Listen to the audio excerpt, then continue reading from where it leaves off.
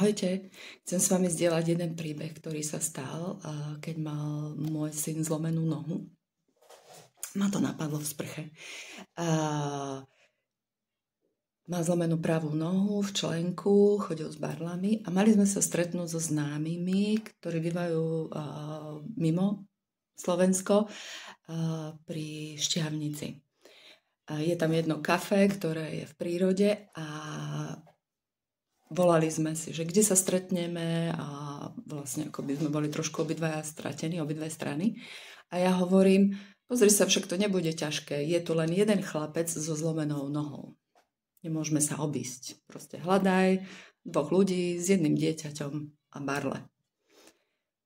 No a vlastne, čo bola pointa, je, že keď sme vyšli hore k tomu kafe, tak tam bol chlapec toho istého veku, s tými istými barlami, zlomená noha v tom istom mieste.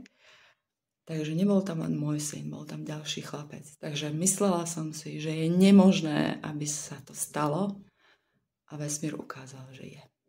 Takže pointa je, všetko je možné. Aj to dobré, aj to zlé, čokoľvek si vyberieš. Všetko je možné. Pekný deň.